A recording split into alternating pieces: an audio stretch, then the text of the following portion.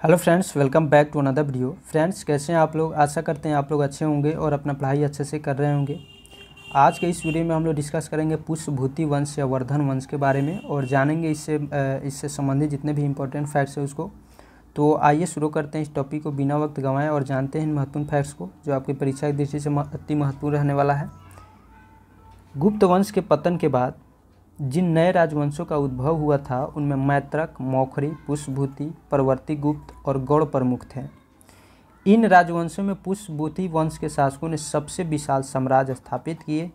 पुष्यभूति वंश के संस्थापक पुष्यभूति था और इनकी राजधानी थानेश्वर में थी। और यह थानेश्वर कहाँ है? तो यह हरियाणा प्रांत के कुरुक्षेत्र जिले में स्थित वर्तमान थानेश्वर स्थान है। प्रभाकर वर्धन इस वंश की स्वतंत्रता का जन्मदाता था तथा प्रथम प्रभावशाली शासक था जिसने परम भट्टारक और महाराज धीराज जैसी सम्मानजनक उपाधियां धारण की थी।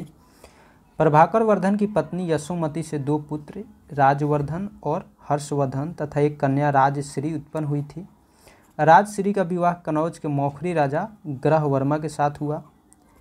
मालवा के शासक देवगुप्त ने ग्रहवर्मा की हत्या कर दी और राजश्री को बंदी बनाकर कारागार में डाल दिया।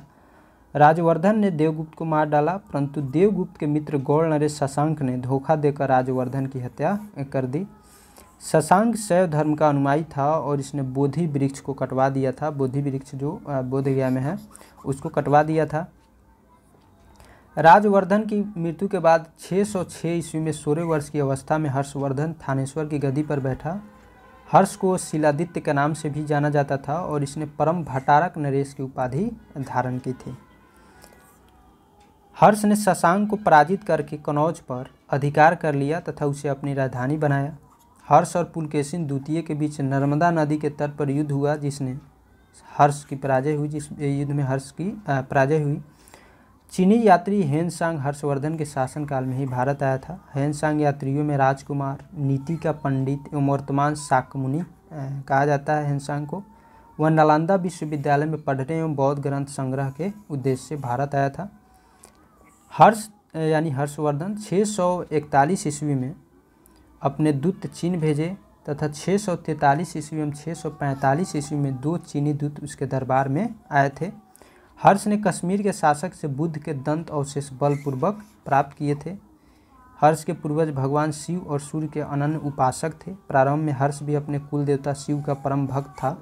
चीनी यात्री हेनसांग से मिलने के बाद उसने बौद्ध धर्म की महायान शाखा को राजाश्रय प्रदान किया तथा वह पूर्ण रूप से बौद्ध बन गया।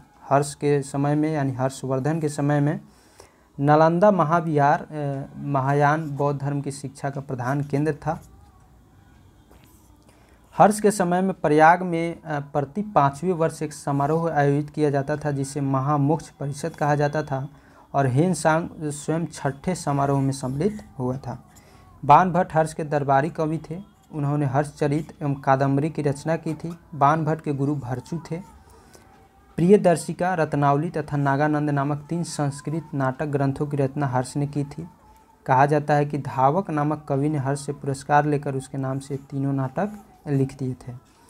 हर्ष को भारत का अंतिम हिंदू सम्राट कहा गया है, लेकिन न तो वह कट्टर हिंदू था और न ही सारे देश का शासक था। हर्ष के अधीनस्थ शासक महाराज तथा अथवा महासामंत कहे जाते थे। हर्ष के मंत्री परिषद के मंत्री को सचिव या अमात्य कहा जाता था। प्रशासन की सुविधा के लिए हर्ष का साम्राज्य कई प्रांतों में विभाजित था। प्रांत को भुक्ति कहा जाता था। प्रत्येक भुक्ति का शासक राजस्थानीय, उपरिक तथा अथवा राष्ट्रीय कहलाता था। भुक्ति का विभाजन जिलों में हुआ था। जिले की संज्ञा थी विषय, जिसका प्रधान विषयपति होता था। विषय के अंतर्गत कई पाठक आधुनिक तहसील होते थे। ग्राम शासन की सबसे छोटी इकाई होती थी। ग्राम शासन का प्रधान ग्रामाछपटली कहा जाता था। हर्षचरित के अनुसार हर्ष की मंत्री परिषद भंडी प्रधान सचिव को कहा जाता था।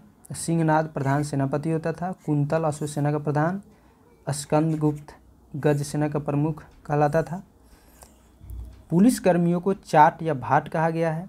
दंडपाशिक तथा दांडिक पुलिस विभाग के अधिकारी होते थे। अश्व सेना के अधिकारियों को बृहदेश्वर, पैदल सेना के अधिकारियों को बलाधिकृत या महाबलाधिकृत कहा जाता था। हर्षचरित में सिंचाई के साधन के रूप में तुला यंत्र यानी जल पंप का उल्लेख मिलता है। हर्ष के समय मथुरा सूती वस्त्रों के निर्माण के लिए प्रसिद्ध था। हर्षचरित में प्रांतीय शासक के लिए लोकपाल शब्द आया है। तो फ्रेंड्स, आई होप ये वीडियो आपको पसंद आया होगा। फ्रेंड्स, अगर वीडियो आपको अच्छा लगे तो प्लीज़ वीडियो को लाइक कीजिए, चैनल को सब्सक्राइब कर लीजिए। फिर मिलते हैं हम लोग नेक्स्ट वीडियो में नेक्स्ट टॉपिक के साथ। तब तक के लिए पढ़ते रहिए, हंसते रहिए। जय हिंद।